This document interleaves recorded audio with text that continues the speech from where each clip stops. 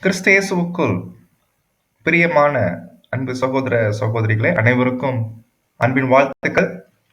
மீண்டுமாக இன்றைய நாளிலும் இந்த ஒரு வேத பாட ஆராய்ச்சிக்கு அன்புடன் வரவேற்கிறோம்.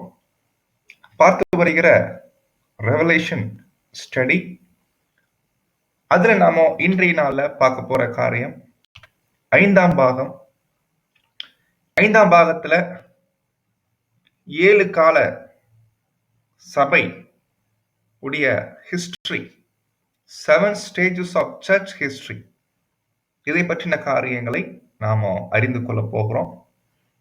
ஆல்ரெடி பேசிக் கிளாஸ்ல படிச்சிருக்கிறோம்.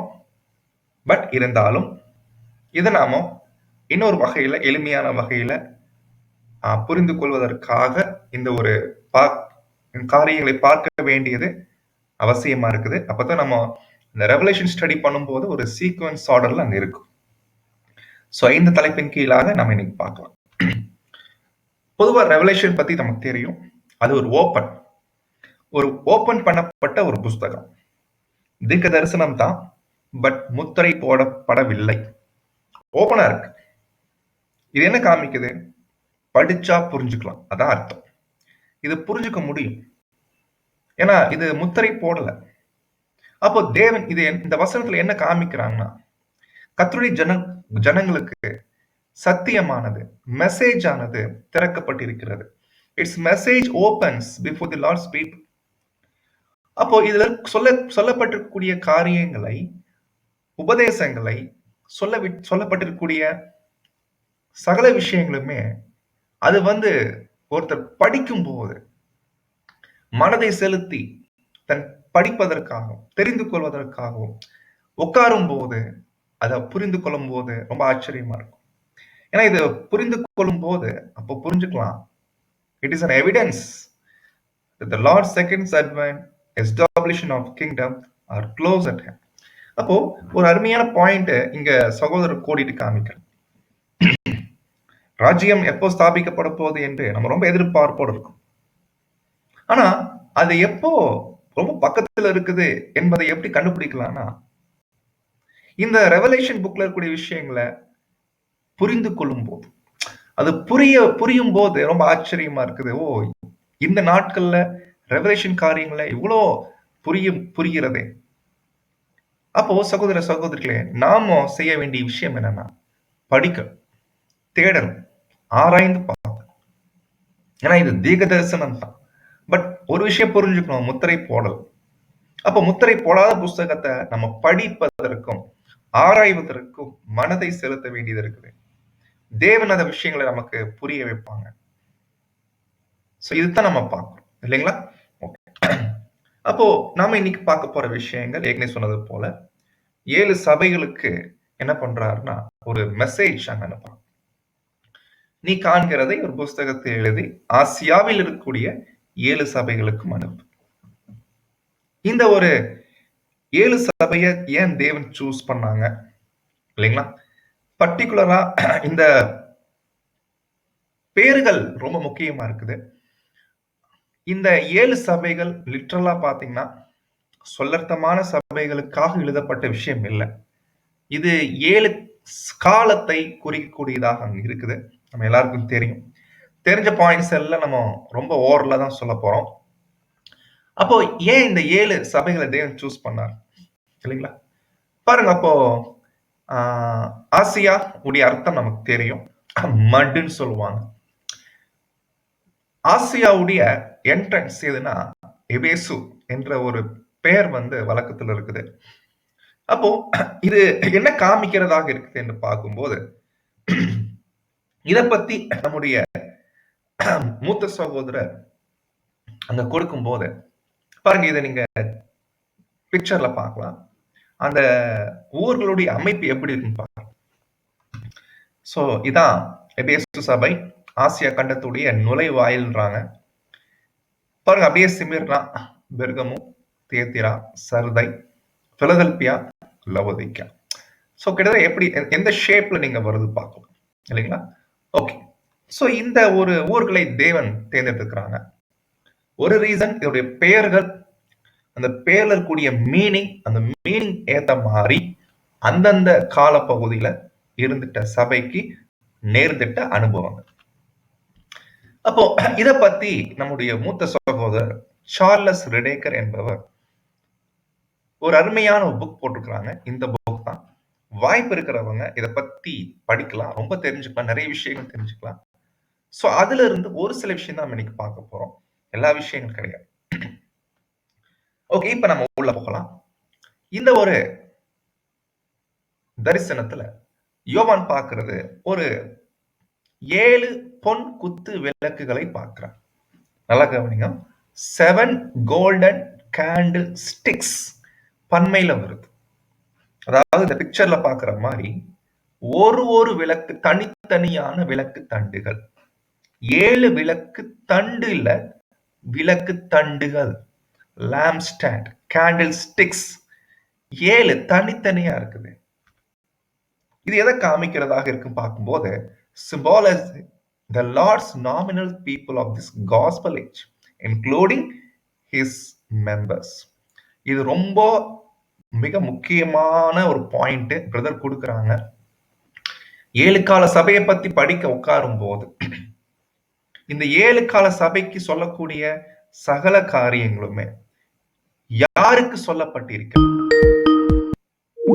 யாருக்கு சொல்லப்பட்டிருக்கிறது என்று பார்க்கும்போது கர்த்தருடைய உண்மையான சபை ஜனங்களுக்கா, இல்ல பெயரளவுக்குரிய கிறிஸ்தவருக்கும் சேர்த்துமா கேட்டீங்கன்னா ரொம்ப கிளியரா சொல்றாரு, the Lord's nominal people of this gospel age. அப்படின்னா கிறிஸ்தவர்கள் என்று அழைக்கக்கூடிய யார் யாரெல்லாம் இருக்கிறாங்களோ அவங்க எந்த டினாமினேஷனா இருக்கட்டும் இல்லைங்களா, சோ சகல ஜனங்களுக்கும் கிறிஸ்டியன்ஸ் சொல்லக்கூடிய ஜனங்களுக்காக சொல்லப்பட்ட காரியம். இதுல யாரு கூட உள்ள வராங்கன்னா அவருடைய உண்மையான ஜனங்களையும் உள்ளடக்கினதாக இருக்குது. அப்போ ஒரு மெசேஜ் நம்ம படிக்கும் போது அது எப்படி படிக்கணும்னா இது யாருக்குரிய மெசேஜ், அது யாருக்கு பொருந்தக்கூடிய காரியமா இருக்குது. அப்ப இந்த மெசேஜை எப்படி அப்ளை பண்றது அப்படின்னு நம்ம தீர்க்கமாக படிக்க வேண்டியிருக்கு. நம்ம படிக்க போறோம் இல்லைங்களா, இந்த கிளாஸ் உடைய தொடர்ச்சியில 5ஆம் பாகத்துடைய தொடர்ச்சியில நம்ம பார்க்க போறோம். ஒரு சபைக்கும் சொல்லப்பட்ட மெசேஜ் அது எப்படி போயிட்டு அந்த கால சபைக்கு அப்ளை ஆகுது பார்க்கலாம். அப்போ இந்த 7 கால சபை பத்தி சொல்லும் போது இதைத்தான் அந்த விளக்கு தண்டுக்கு ஒப்பிடுறாங்க. ஆனா ரொம்ப கவனிக்கணும், செப்பரேட்டா இருக்குது. ஒரு விளக்கு தண்டும் செப்பரேட்டா இருக்கு. பொதுவா விளக்கு தண்டுடைய பர்பஸ் என்ன கேட்டீங்கன்னா விளக்கை தூக்கி பிடிக்கும், லைட்டை எல்லா சகல இடங்களுக்கும் பரப்புவதற்கு, சுற்றிலும் பிரகாசிப்பதற்கு. விளக்கு கீழே இருந்தா நல்லா இருக்காது. விளக்க தூக்கி பிடிக்கும் போது வெளிச்சம் இன்னும் அதிகமானா அந்த ரூம் முழுக்க பிரகாசமா. அப்ப விளக்கு தன்னுடைய நோக்கம் அதுதான் இல்லைங்களா. அப்ப இந்த உலகத்துக்கு சபை வெளிச்சமா இருக்கிறாங்க என்று சொல்லும் போது அந்த விளக்கு தண்டு தூக்கி பிடிக்குது. இது என்ன மாதிரி விஷயத்த அங்க காமிக்கிறதாக அங்க இருக்குது நம்ம கண்டுபிடிக்கலாம். சோ இதே பாயிண்ட நீங்க ஸ்கிரீன்ல பார்க்கலாம். The same candlestick as in the tabernacle and temple, but the parts are separated. என்ன சொல்ல வர்றாருன்னா ஆசரிப்பு கூடாரத்தில் கூடிய ஒரு குத்து விளக்கு பார்க்கும். நல்லா கவனிங்க, அதுல ஒரே ஒரு குத்து விளக்கு தான், ஒரே ஸ்டாண்ட் தான் இருக்கும், பட் 7 பிரான்ச் இருக்கும் இல்லைங்களா. ஆனா இங்க சொல்லப்பட்டிருக்கக்கூடிய குத்து விளக்கு 7 குத்து விளக்கு, ஒவ்வொன்றும் தனித்தனியான ஸ்டாண்ட். சோ ரெண்டுமே வித்தியாசம் இருக்கு. டேபர்னாக்கிள் இணைஞ்சிருக்கும், ஒரு யூனியன் அங்க இருக்கும். பட் இங்க அப்படி இல்ல, செப்பரேட் ஆயிட்டு. பட் இங்க செப்பரேட் ஆயிருக்குது அப்படின்னு சொல்லும் போது 7 கால சபை ஏன் பிரிக்கப்பட்டிருக்கானா அப்படி புரிஞ்சுக்க கூடாது. 7 காலமாக பிரிக்கப்பட்டிருந்தாலும் அது எப்படி யூனியன் ஆகுதுன்னா union, the relationship between them being supplied by our redeemer, நம்முடைய கர்த்தராக இயேசு கிறிஸ்துவினால அந்த ஒரு யூனியன், அந்த ரிலேஷன்ஷிப் அங்க உருவாக்கப்படுகிறது. ஸோ இந்த பாயிண்ட் தான் அங்க பிரதர் அங்க சொல்றாங்க. ஸோ இதெல்லாம் தெரிஞ்ச விஷயங்கள். அப்ப அந்த 7 கால சபை தான் குறிக்குது. 7 சபை பத்தின விஷயங்கள். இது சொல்லர்த்தமா எடுத்துக்க முடியாது. ஏன் அப்படின்னா சொல்லர்த்தமா எடுத்துட்டோம் அப்படின்னு கேட்டீங்கன்னா அது அர்த்தங்கள் நமக்கு வர வாய்ப்பில்லை.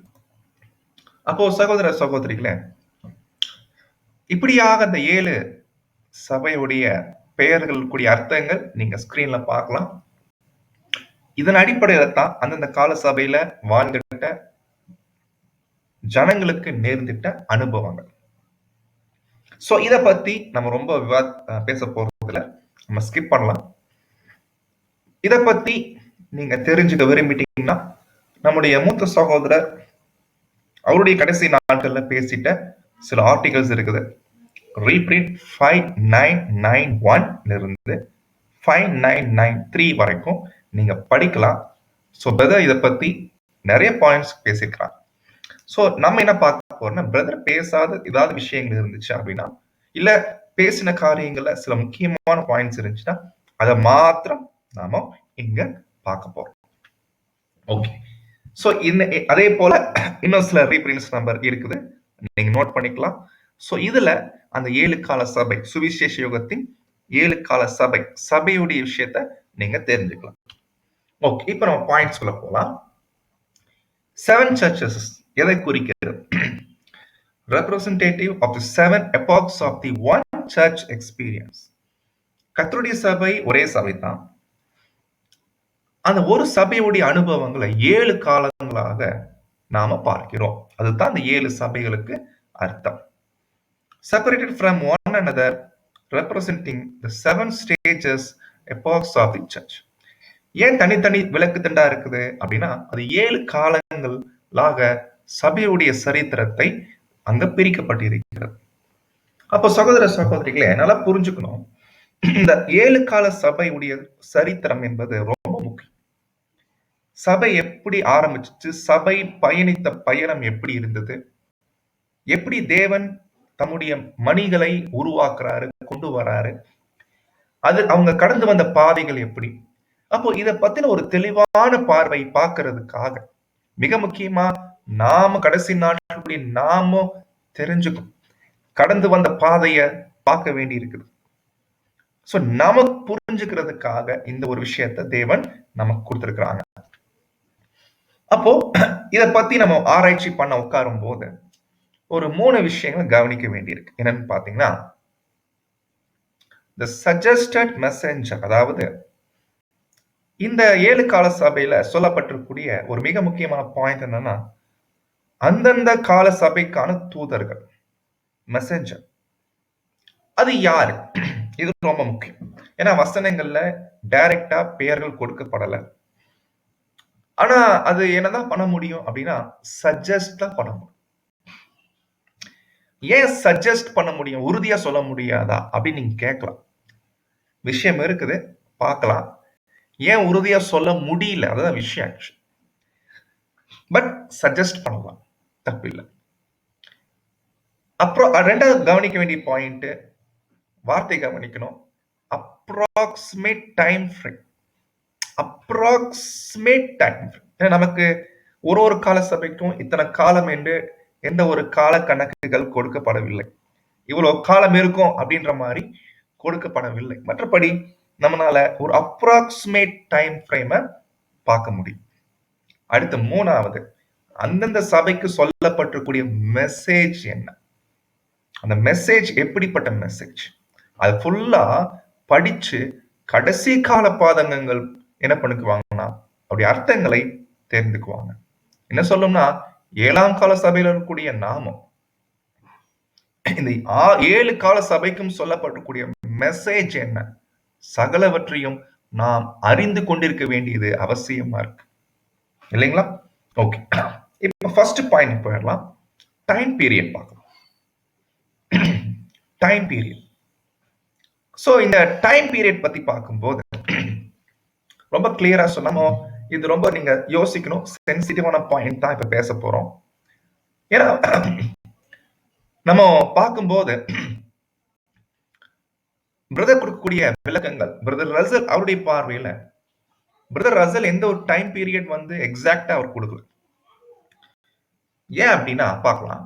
We are not to think of the different epochs represented in the messages to the various churches as being exact periods. ஒரு காலப்பகுதியுமே எக்ஸாக்ட் பீரியட் இருக்கும் அந்த மாதிரி நம்ம பார்க்கறது இல்லை. ராதர் மற்றபடி each to be general period, ஒவ்வொன்றுக்கும் ஒவ்வொரு பொதுவான காலப்பகுதி இருக்கும். ஆனா அது எப்படி இருக்குமாமா, which lapse over the one on the other. Lapse அப்படின்னா ஒன்றுக்குள் ஒன்று அங்க பிணைஞ்சிருக்கும். நீங்க ஒருவேளை இந்த ஸ்கிரீனை பார்த்தீங்கன்னா பாருங்க, இந்த பிபிடி ஸ்லைடுடைய நீங்க பார்க்கலாம். லேப்ஸ் உடைய அர்த்தம் என்னன்னா, இது பாருங்க, இது இங்க வருது, இது முடியறதுக்கு முன்னாடி இன்னொன்னு ஆரம்பிச்சிருக்கு. இப்படி கூட அங்க இருக்க வாய்ப்பு இருக்கு. அப்படிதான் பிரதர் அங்க பேச எக்ஸாக்ட் பீரியட் இருக்காது. ஆரம்பிக்குது முடியுது, ஆரம்பிக்குது முடியுது, அப்படி இல்லை.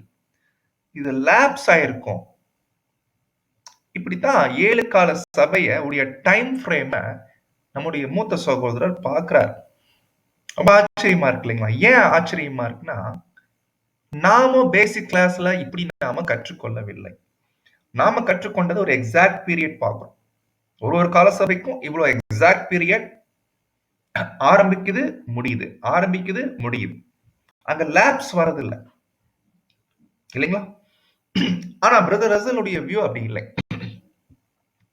அப்போ பிரதர் என்ன பண்றாங்கன்னா, நம்ம இந்த ஒரு காலப்பகுதியை எப்படி பார்க்கிறோம் அப்படின்றாருன்னா, இப்ப உதாரணத்துக்கு பாருங்க, எபேசு காலப்பகுதியை பிரதர் எப்படி எடுத்துக்கிறாருன்னா, covers the period to during the lifes of the அப்போஸ்தலர் வாழ்ந்த நாட்கள், அப்போஸ்தலர்கள் இருந்த நாட்கள், அதாவது யோவான் வரைக்கும் அந்த காலப்பகுதி எபேசு சபை குறிக்குது. கவர்ஸ் பண்ணுது, கவர் பண்ணுது.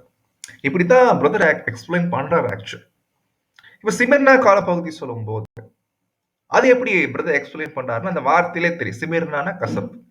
அப்போ அது என்ன காமிக்குதுன்னா, time of the pagan persecution, ரோம சாம்ராஜ்யத்தினால நடந்த கொடுமைகள் என்ன. அப்போ ரோம சாம்ராஜ்யத்தின் கொடுமைகள் எப்ப முடியுது?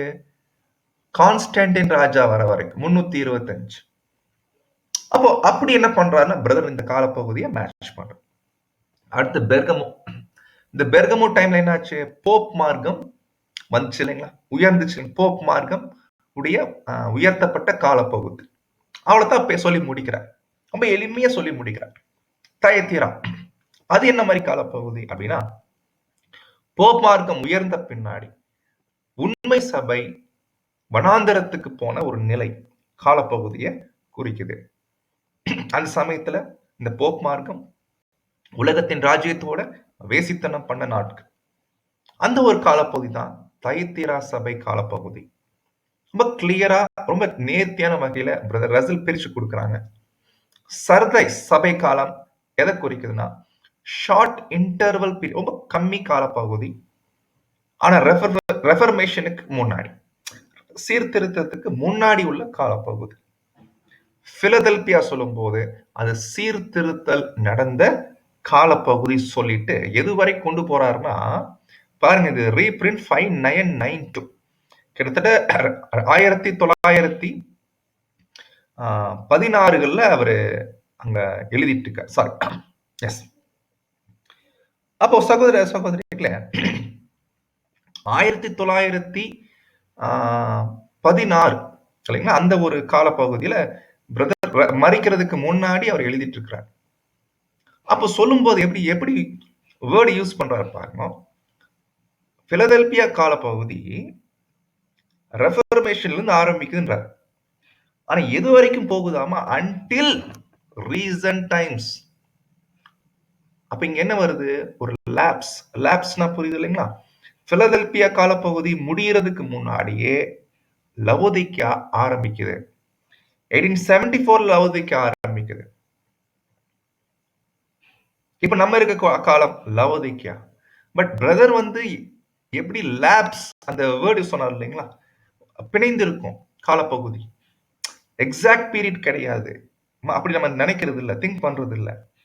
ஒன்றுக்கொன்று அங்க லேப்ஸ் ஆயிருக்கும். இந்த ஒரு பார்வையில தான் நம்முடைய மூத்த சகோதரர் அங்க பார்த்திருக்கிறாங்க. இதை நீங்க தெரிஞ்சு வச்சுக்கோங்க. ஏன்னா நமக்கு பேசிக் கிளாஸ்ல இந்த மாதிரி நம்ம கற்றுக்கொள்ளவில்லை இல்லைங்களா? ஏன்னா பேசிக் கிளாஸ்ல எப்படி கற்றுக்கொண்டோம்? ஒரு சபை காலப்பகுதியுமே எக்ஸாக்ட் பீரியட் இல்லைங்களா? எபேசு சொல்லும்போது ஆரம்பிக்குது ஒரு டைம், முடியுது ஒரு டைம். சிமிர்னா சொல்லும்போது முதல் சபை எப்ப முடிஞ்சுச்சோ அங்கிருந்து ஆரம்பிக்குது 2ஆம் சபை. இப்படியே ஒரு எக்ஸாக்ட் பீரியட் தான் நம்ம என்ன பண்றோம்னா இருக்கிறோம்.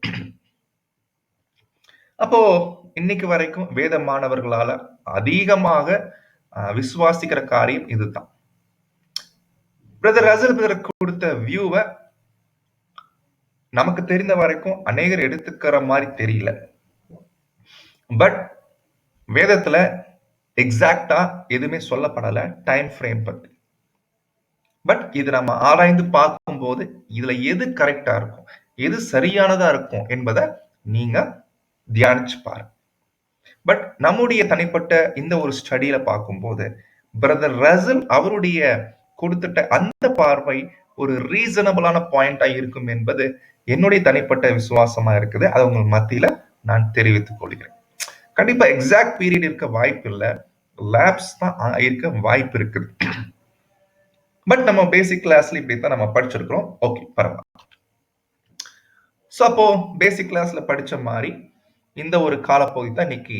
இது வந்து பெரும்பான்மையான வேதமானவர்கள் நம்பக்கூடிய ஒரு காரியம். இது நீங்க ஜஸ்ட் நோட் பண்ணிக்கோங்க, தெரிஞ்ச பாயிண்ட்ஸ் தான். அப்போ 7 கால சபை உடைய காலப்பகுதி.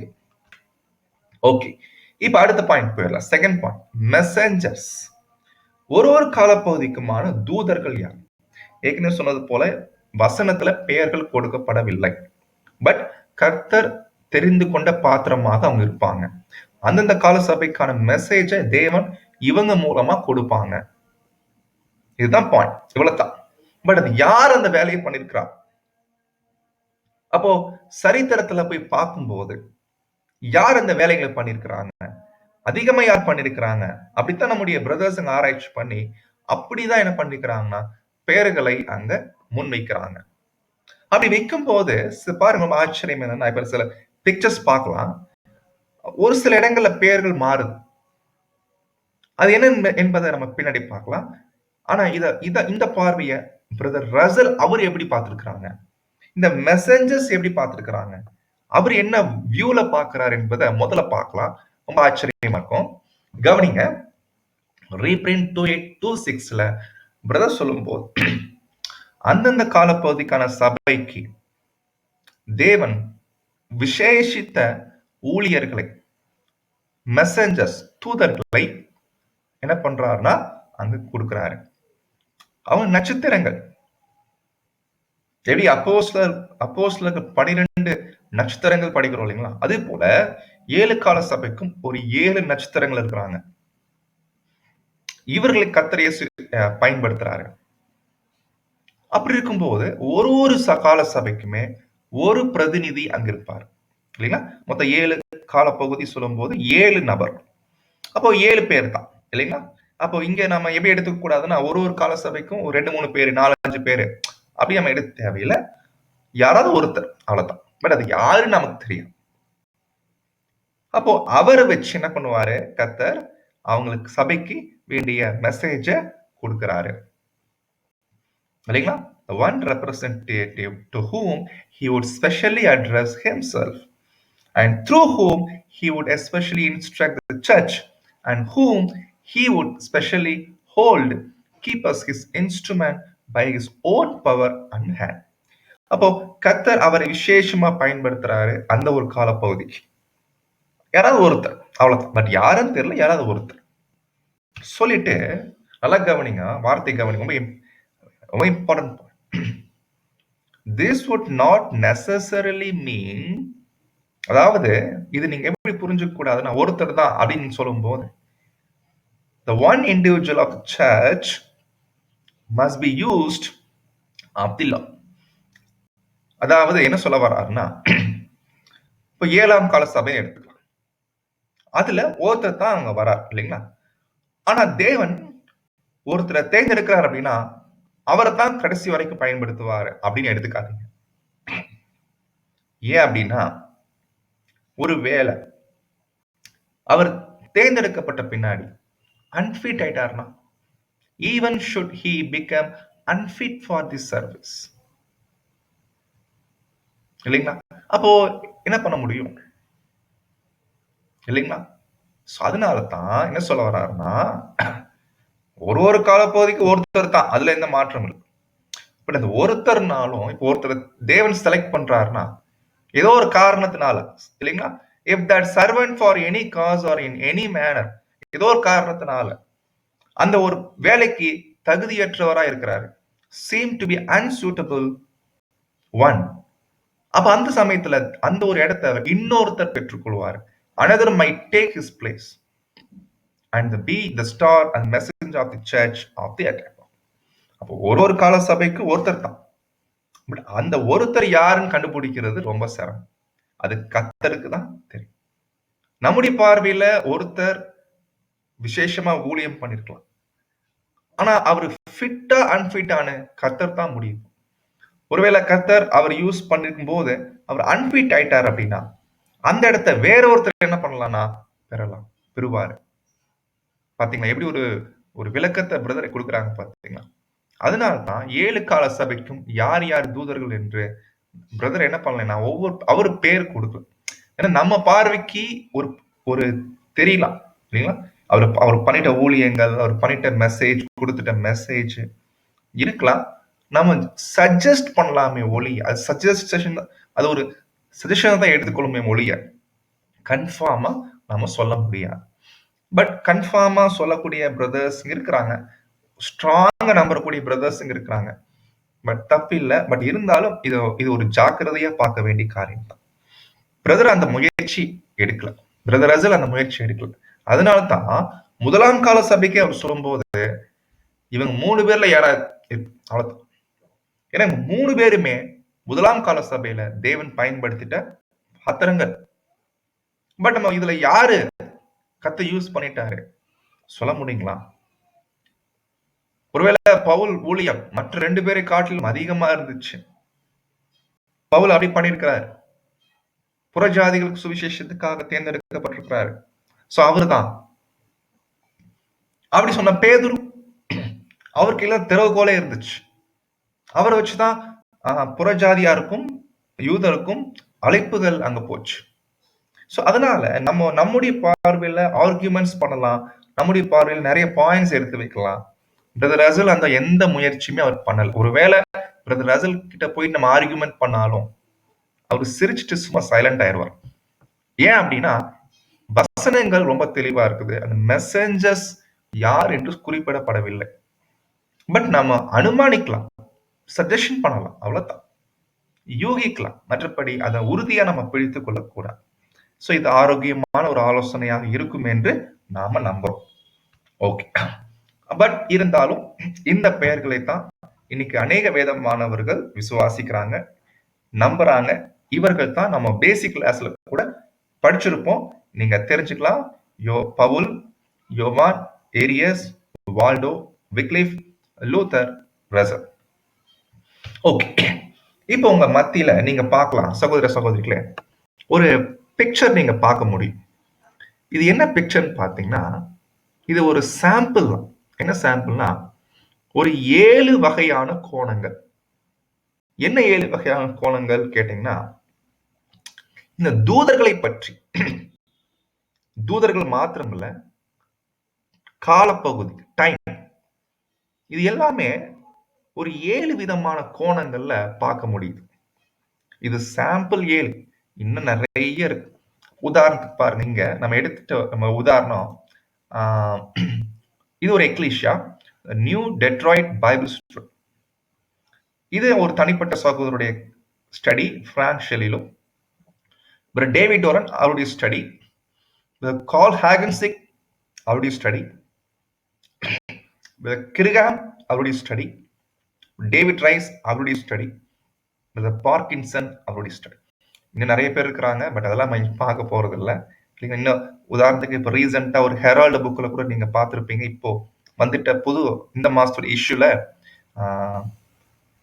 6ஆம் கால சபையின் தூதர் வில்லியம் பென் அப்படின்னு கொடுத்திருப்பான். வில்லியம் பென் அது ஒரு சகோதரன் ஆராய்ச்சி பண்ணி பிரசன்ட் பண்ணியிருக்கிறார் இல்லைங்களா? அதுக்கு நிறைய காரணங்களை அவர் கொடுக்கிறார். இதுமாதிரி நிறைய சகோதரர்கள் அவங்கவுங்க பார்வையை முன்வைக்கிறாங்க.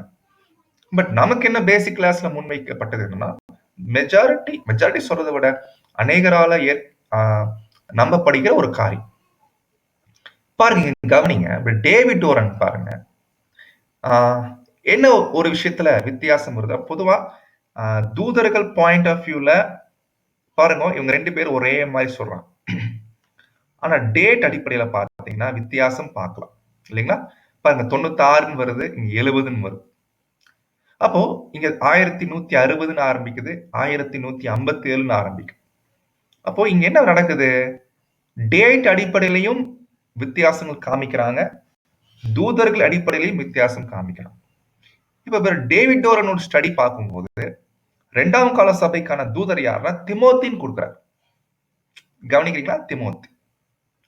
அதே இது நீங்க கால் ஹேகன்சிக் பிரதருடைய ஸ்டடிஸ் பார்த்தீங்கன்னா 5ஆம் கால சபைக்கான தூதர் யாருன்னா மார்ட்டின் லூத்தர்ன்ற. கவனிக்கிறீங்களா? நான் இந்த ஆரோ மார்க் மாதிரி நான் காமிக்கிறேன். அதுக்கப்புறம் 6ஆம் கால சபைக்கான தூதர் சொல்லும்போது ஜான் வெஸ்லி இல்லைன்னா வில்லியம் மில்லர் அப்படின்னு பிரதர் கொடுக்குறாங்க. அடுத்து டேவிட் ரைஸ் பிரதர் எடுத்துட்டீங்கன்னா அவரா இருக்கட்டும், பார்க்கின்சன் பிரதர் 2 பேருமே பார்த்தீங்கன்னா 2ஆம் கால சபைக்கு தூதர்கள் கொடுக்குறாங்க. இவரு தெரியல, இக்னேஷியஸ்ன்றாரு, பார்க்கின்சன் பிரதர். அதுக்கப்புறம் பார்த்தீங்கன்னா தியத்திரா சபைக்கு விக்லிஃப்ன்றாரு, இவரு இன்னொரு சகோதரருடைய பேரை கொடுக்குறாரு, ஜேக்கோபஸ் பாராடேசஸ். அதே போல 5ஆம் கால சபைக்கு மார்ட்டின் லூத்தர்ன்றாங்க 2 பேருமே. பிலதெல்பியா சொல்லும்போது பார்க்கின்சன் பிரதர் ஜான் வெஸ்லின்றார். பட் 7ஆம் கால சபைக்கு ஏகோபத்திய ஒரு நம்பிக்கை பிரதர் சிடி ரசல். சகோதர சகோதரிகளே, இது ரொம்ப ஆச்சரியமா இருக்குங்க. டேட் டைமும் அங்க சேஞ்ச் ஆகுது, தூதர்கள் கூட அங்க சேஞ்ச் ஆகலாம். அப்போ என்ன காமிக்குது? இதுல நம்ம யாரை எடுத்துக்கிறது? இப்போ கால் ஹேகன்சிக் அவர்கிட்ட நம்ம ஃபாலோ கிளாஸ் கேட்டு ஒருவேளை ட்ரூத்துக்குள்ள வந்தோம்னா அவர் என்ன சொல்றாரோ அதான் நம்ம ஏத்துக்குவோம் இல்லைங்களா? பட் டேவிட் ரைஸ் கிட்ட நம்ம ஒரு கிளாஸ் கேட்டு உள்ள வந்தோம்னா அவர் என்ன சொல்லி கொடுக்குறாரோ அதான் நம்ம ஏத்துக்குவோம். இந்த ஒரு பழக்கம் பொதுவா ஜெனரலா வேதமானவருக்குள்ள இருக்கிற ஒரு பழக்கம் தான் இல்லைங்களா? நம்ம யார்கிட்ட ஃபாலோ கிளாஸ் கேட்கிறோமோ அங்க ஐக்கியம் வச்சுக்குவோம், அங்கதான் கிளாஸ் கேட்போம், அங்கதான் எல்லாம் பண்ணிக்குவோம் இல்லைங்களா? மற்றவங்களை ஒருவேளை குறை சொல்றாங்கன்னா அந்த குறையை நம்மள கேட்டுக்கிட்டு, ஓ அப்படிலாம் பண்றாங்களா, இப்பெல்லாம் சொல்றாங்களா அப்படின்னு நம்ம சொல்றோம். சோ அதனால தேவன் நமக்கு சத்தியம் கொடுக்குறாங்க, அதுக்கு தேவன் யாரு கருவியா பயன்படுத்துறாங்க, நம்ம அந்த கருவியை பிடிச்சு கூட சத்தியத்தை கவனிக்க வேண்டியது ரொம்ப அவசியமா இருக்கு இல்லைங்களா? அப்போ இந்த 7 கால சபையின் தூதர்கள் பற்றின காரியங்கள், தேவன் பயன்படுத்திட்ட கருவிகள், அது கத்தருக்கு மாத்திரமே அங்க தெரியும். பட் நம்ம அனுமானிக்கலாமே ஒழிய இதுல யாரு சரி யாரு தப்புன்னு நம்ம ஆர்குமெண்ட்ஸ் பண்றது அது தேவையில்லை என்பது நம்முடைய தனிப்பட்ட கருத்து. ஏன்னா பிரதர் ரசல் அது எதுவுமே அவர் பண்ணல. அதனால ஒரு மெச்சூர்டா இந்த ஒரு காரியத்தை ரசல் நீட்டான வகையில 7 கால சபையின் தூதர்களையும் பிளஸ் காலங்களையும் ரொம்ப நீட்டான வகையில பிரசன்ட் பண்ணிட்டு அவரு ஓட்டத்தை முடிச்சிட்டார் இல்லைங்களா? சோ அதனால தான் இதை பத்தின ஆர்குமெண்ட்குள்ள தயவு செய்து போவது ஆரோக்கியம் இல்லை. இப்ப கூட ஹெரால்ட் புக்ல நீங்க பார்க்கலாம், 6ஆம் கால சபைக்கு வில்லியம் பென் அப்படின்ற ஒரு சகோதரர் அங்க அறிமுகப்படுத்துறாரு. அப்போ இதெல்லாம் வச்சு நம்ம என்ன பண்ணக்கூடாதுன்னா, பாருங்க புக்கை தப்பா பண்ணிருக்கிறாங்க, இது இந்த புக்கை டிஸ்ட்ரிபியூட் பண்ணக்கூடாது, இந்த மாதிரி என்ன பண்ணக்கூடாதுன்னா நம்ம அங்க பேசுவது ஆரோக்கியம் இல்லை என்பது நம்முடைய தனிப்பட்ட கருத்து. ஆராய்ந்து பார்க்கலாம், ஒவ்வொரு சகோதரிய கருத்துக்கள் என்ன சொல்ல வராங்க பார்க்கலாம், எது நலமா இருக்குதோ அதை பிடிச்சுக்கிறது தப்பு இல்லைங்களா?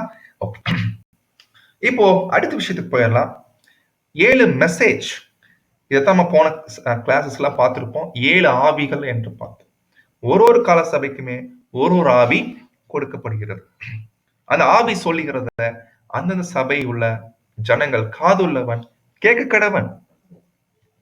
அப்போ அந்த 7 மெசேஜ் என்ன? சகோதர சகோதரிகளே, இதை பத்தி நம்ம ரொம்ப விவரமா பார்க்கலாம். ஆனா ஒரு விஷயம் நம்ம பார்க்க வேண்டி இருக்குது. ஆவி சபைகளுக்கு சொல்லுகிறதை காதுள்ளவன் கேட்க கடவன். இது 7 கால சபைக்கான 7 மெசேஜ்.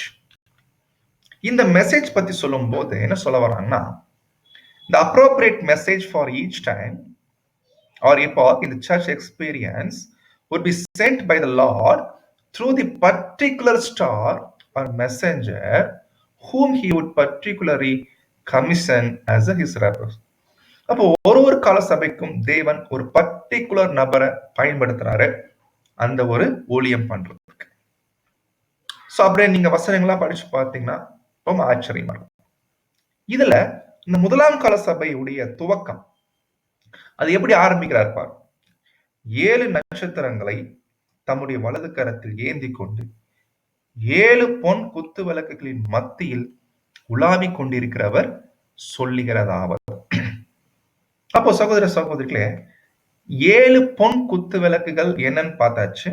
அது குறிக்குது கர்த்தருடைய சபை 7 காலங்களாக இருக்கு இல்லைங்களா? பட் இந்த வசனத்துல அந்த பொன் குத்து விளக்கு பார்த்தோம், 7 பொன் குத்து விளக்கு. இதை பத்தி ஒரு சின்ன ஒரு கிளாரிபிகேஷன் நம்ம பார்க்கலாம். இந்த கிளாஸுக்கு ரொம்ப உதவியா இருக்கும். என்னன்னு பாத்தீங்கன்னா, நம்ம ஏற்கனவே சொன்னது போல தனித்தனியான தண்டு ஸ்டாண்ட் ஆச்சு. விளக்கு தண்டு சொல்லும்போது ஸ்டாண்டுன்னு வச்சுக்கோங்க. பட் லைட் எங்க இருக்குன்னா மேல இருக்கும். லைட்டை தூக்கி பிடிக்கிறதுக்கு தான் ஸ்டாண்ட். ஒருவேளை இந்த விளக்கு தண்டை நீங்க எடுத்துட்டீங்க அப்படின்னா லைட் எரியும், ஆனா வெளிச்சம் வந்து அதிக பிரகாசம் இருக்காது இல்லைங்களா? இது நீங்க புரிஞ்சுக்கணும். என்னன்னா ஒரு கால சபையுமே அந்தந்த கால சபையில ஸ்டாண்ட் ஒண்ணு இருக்குது, விளக்கு.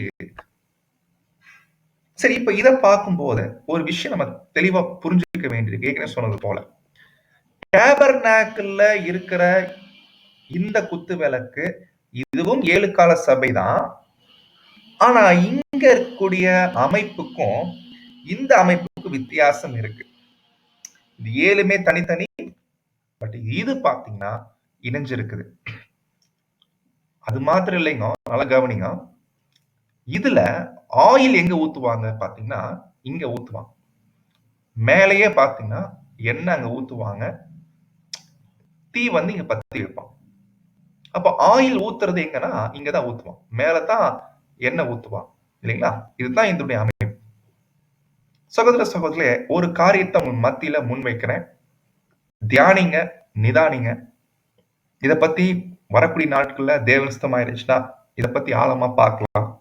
என்னன்னு கேட்டீங்கன்னா, ஒரு இடத்துல பிரதர் பேசுறாங்க, ரீபிரிண்ட் 36:50 ஆசரிப்பு கூடாரத்தில் இருக்கக்கூடிய அந்த குத்து விளக்கும் சகரியால பார்க்கக்கூடிய குத்து விளக்கும் 2 ஒண்ணு இல்லைன்ற. 2 வேற வேற அப்படின்னா வேற வேற அப்படின்னா எதுல வேற வேறன்னா வித்தியாசம் இருக்குன்றார். ஜகரியால பார்க்கக்கூடிய குத்து விளக்கு கொஞ்சம் வித்தியாசமான அமைப்பு கொண்டது. ஏன்னா அங்க வந்து எண்ணெய் உடைய சப்ளை அது எப்படி நடக்குதாமா, அந்த 7 விளக்குக்குமே 7 லைட்டுக்குமே ஒரு ஒரு பாத்திரத்திலிருந்து எண்ணெய் போகுது. அந்த பாத்திரத்துக்கு எண்ணெய் எப்படி வருது? 2 மரத்திலிருந்து வருது. அப்போ டேபர்நாக்கில் இருக்கக்கூடிய இந்த குத்து விளக்கம் இது கொஞ்சம் இது வேறுபடுது. ஏன்னா பாருங்க, எண்ணெய் எங்க ஊத்துவாங்க, இதுக்கு எண்ணெய் சப்ளை எங்க வரும்? எண்ணெய் வந்து ஊத்துவார். ஆசாரியர் வந்து எண்ணெயை என்ன பண்ணுவார், டெய்லி வந்து அங்க அந்த விஷயங்களை வந்து ஊத்துவார் இல்லைங்களா? சோ அந்த எண்ணெய் ஊத்தும் போது தான் அது எப்பவுமே அந்த மெயின்டெனன்ஸ் பண்ணிட்டு இருப்பாங்க. பட் ஜக்கரியால பாக்குறோம் இல்லைங்களா? ஜக்கரியால நம்ம இந்த குத்து விளக்கு யூஸ் பண்ணோம் இல்லைங்களா? இங்க பாருங்க, இப்படியான ஒரு அமைப்புல தான் பேசிக் கிளாஸ் எடுப்போம். ஆனா இது ஒரு தவறான பிக்சர். சகோதர சகோதரிகளே, இது வந்து ஜகரியால இவ்விதமான அமைப்பு சொல்லப்படவில்லை. பாருங்க, டேபர்நாக்கில் இருக்கக்கூடிய குத்து விளக்கு கொண்டு வந்து இங்க போட்டு அதுக்கு மேல ஒரு பாத்திரத்தை வச்சு என்ன வருதாமா, அந்த பாத்திரத்திலிருந்து கீழ் நோக்கி அங்க எண்ணெய் சப்ளை ஆகிற மாதிரி வச்சிருக்கிறாங்க. ஆக்சுவலி இது அப்படி வரதில்லை. இது உண்மையான பிக்சர் கிடையாது. எப்படின்னு கேட்டீங்கன்னா, வசனங்கள் பார்க்கலாம். இங்க கவனிங்க, ஜகரியால எப்படி வருதுன்னு பார்க்கலாம். நான் முழுவதும் பொன்னால் ஆன விளக்கு தண்டை பார்க்கிறேன். சிங்கிள் விளக்கு தண்டு. நல்லா கவனிங்க, ஒரே விளக்கு தண்டு, ஒரே தண்டு தான் இருக்கு. ஆனா இனிமேல் தான் கவனிக்கணும், சிவப்பு கலர் இருக்கு இல்லைங்களா? சிவப்பு கலர் இருக்கக்கூடிய இந்த பகுதி எல்லாமே தவறாக மொழிபெயர்க்கப்பட்டிருக்கிறது. விளக்கு தண்டின் மேல் 7 விளக்குகள் இருந்தன. Wrong translation. ஒருவேளை இதன்படி இருந்துச்சுன்னா இது கரெக்ட். இந்த பிக்சர் கரெக்ட் இல்லைங்களா? பட் இது தப்பு. சரியான மொழிபெயர்ப்பு என்னன்னு பார்க்கலாம். கவனிங்க. இந்த வசனத்துல இது இன்னொரு பைபிள் டிரான்ஸ்லேஷன். இதுல குத்து விளக்கை காண்கிறேன். இது இங்க தப்பா மொழிபெயர்த்திருக்கிறான். சிவப்பு கலருக்கு தப்பு மொழி. என்னன்னா குத்து விளக்கு தண்டு. ஒரு தண்டு இருக்கு, விளக்கு தண்டு இருக்கு. இப்போ இந்த ப்ளூ கலர் படிக்கிறோம் இல்லைங்களா? இதுதான் கரெக்ட் டிரான்ஸ்லேஷன். கவனிங்க. அந்த ஒரு விளக்கு தண்டு இருக்கு இல்லைங்களா? அந்த ஒரு விளக்கு தண்டின் மேல் 7 விளக்கு இருந்தது இல்ல. தண்டினுடைய உச்சியில ஒரு கிண்ணம் இருந்தது. என்ன தெரியுங்களா அர்த்தம்? நேரா ஒரு தண்டு, அந்த தண்டுடைய உச்சி பகுதியில ஒரு பாத்திரம் இணைக்கப்பட்டிருக்கிறது. பாத்திரம் இணைக்கப்பட்டிருக்கிறது. இந்த பாத்திரத்தின் மேல், அதன் மேல் சொல்லும் போது பாத்திரத்துக்கு மேலதான் 7 விளக்குகள் அங்க வருது. அதன் மேல் அதன் 7 அகல்கள் வருது. அந்த 7 அகல்களுக்கும் இல்லைங்களா? அதன் உச்சியில் இருக்கிற அகல்களுக்கு போகிற, அப்போ எதற்கு மேல அகல்கள் இருக்குதாமா? கிண்ணத்துக்கு மேல அகல்கள் இருக்குது. அப்ப அந்த அகல்களுக்கு 7 குழாய்கள் போகும்போது அப்படித்தான் அங்க சத்தம். ஆக்சுவலி இந்த பிக்சர் எப்படி வரணும் அப்படின்னு கேட்டீங்கன்னா, இது இங்கிலீஷ் டிரான்ஸ்லேஷன் ரொம்ப கிளியரா இருக்குது. எப்படி வருதுன்னு பாருங்க. சேம் ஒரு விளக்கு தண்டு with its bowl upon the top of it. விளக்கு தன்னுடைய உச்சியில ஒரு பாத்திரம் இருக்குது இல்லைங்களா? அந்த பாத்திரத்துடைய 7 விளக்குகள் தேரான் சொல்லும் போது பாத்திரத்துக்கு மேல இருக்கு. There are 7 pipes to each of the lamps which are upon the top thereof. அப்ப 7 விளக்கு எங்க இருக்குன்னா பாத்திரத்துக்கு மேல இருக்கு, பாத்திரத்துக்கு கீழே இல்லை. அப்ப பாருங்க சகோதர சகோதரிகளே, இதுதான் நம்ம கண்டுபிடிக்கணும். அப்போ ரீப்ரிண்ட் 2521ல அங்க பிரதர் சொல்லும் போது the large golden candlestick, ஒரு பெரிய விளக்கு தண்டு. அந்த விளக்கு தண்டு எதோட ஜாயிண்டா இருக்குன்னா ஒரு பெரிய சென்ட்ரல் பவுல், ஒரு பெரிய ஒரு பாத்திரம் இருக்குது. அந்த பாத்திரத்திலிருந்து தான் 7 பிரான்ச்சா பிரிஞ்சு போய் 7 அகல்களுக்கு போகுது. அந்த 7 அகல்கள் பத்தி வசனம் சொல்லுது மேல இருக்குங்களா? அப்போ நம்ம பிக்சர் எப்படி பார்க்கலாம்னா, பாருங்க இது 2 ஒலிவ மரம். ஒலிவ மரத்திலிருந்து பைப் 2 வருது. அங்கிருந்து எண்ணெய் சப்ளை வருது. பட் இந்த குத்து விளக்குடைய அமைப்பு எப்படி இருக்குன்னு பார்க்கலாம். ஃபர்ஸ்ட் ஒரு விளக்கு தண்டு. விளக்கு தண்டுக்கு மேல ஒரு பாத்திரம். பாத்திரத்துக்கு மேல 7 அகல்கள். அந்த 7 அகல்களுக்கு போகிற 7 பைப்ஸ் அங்க இருக்கு. ஆக்சுவலி இது தாங்க ஒரிஜினல் பிக்சர். இப்படித்தான் சகோதர சகோதரிகளே சகரியா கண்ட தரிசனத்துல இந்த பிக்சர் தான் பார்க்கும். பட் நம்ம பேசிக் கிளாஸ்ல யூஸ் பண்ற மாதிரி அந்த பிக்சர் வசனத்துல வரது இல்லை. அப்போ நீங்க கூகுள்ல போய் பார்த்தீங்கன்னா இதே அர்த்தம் கொண்டிருக்கக்கூடிய நீங்க பிக்சர்ஸ் நீங்க கலெக்ட் பண்ணலாம். பாருங்க இங்க அதே சேம் தான். ஒரு விளக்கு தண்டு, தண்டுடைய உச்சியில பாத்திரம், பாத்திரத்துக்கு மேல 7 அகல்கள். அந்த 7 அகல்களுக்கும் பாத்திரத்திலிருந்து என்ன ஆகுதுங்க, அந்த பைப்ஸ் அங்க போகும். இந்த பாத்திரத்துக்கு வேண்டிய எண்ணெய் இங்க இருந்து சப்ளை ஆகும். பட் டேபர்நாக்ல பாக்குற குத்து விளக்கு அப்படி இல்லை இல்லைங்களா? அந்த மாதிரி கிடையாது. அப்போ இதைத்தான் நம்ம கண்டுபிடிக்கிறோம். இது இன்னொரு பிக்சர் கூகுள்ல நீங்க பார்க்கலாம். இங்கே அதே தான், ஒரே விளக்கு தண்டு, மேல பாத்திரம், பாத்திரத்துக்கு மேல அகல்கள், விளக்குகள். ஸோ அப்போ இப்படித்தான் ஸ்ட்ரக்சர் ஆக்சுவலி வருது இல்லைங்களா? அப்போ சகோதர சகோதரி இதோடைய அர்த்தம் என்ன? இது எதை குறிக்குது? ஒருவேளை நீங்க கேட்கலாம். பட் இதை பத்தின ஆராய்ச்சி நம்ம சகரியா பத்தி படிக்கும்போது நம்ம தெரிஞ்சுக்கலாம். பட் வித்தியாசங்கள் புரிஞ்சுக்கணும். டேபர்நாக்கிளுடைய குத்து விளக்கு, சகரியா குத்து விளக்கு, ரெவலேஷன் குத்து விளக்குடைய வேற்றுமைகள் என்ன என்பதை நம்ம புரிஞ்சுக்கலாம். இதோடைய அர்த்தங்களை வரக்கூடிய நாட்களை பார்க்கலாம். அப்போ இந்த கிளாஸுடைய தொடர்ச்சி நம்ம இனிமே வரக்கூடிய நாட்கள் பார்க்கலாம். பட் அடிப்படை விஷயங்களை நீங்க புரிந்துக்குவீங்க என்று நம்ம நம்புறோம். தேவன் தாமே காத்து வழிநடத்தி கிருபை செய்வாராக. ஆமென்.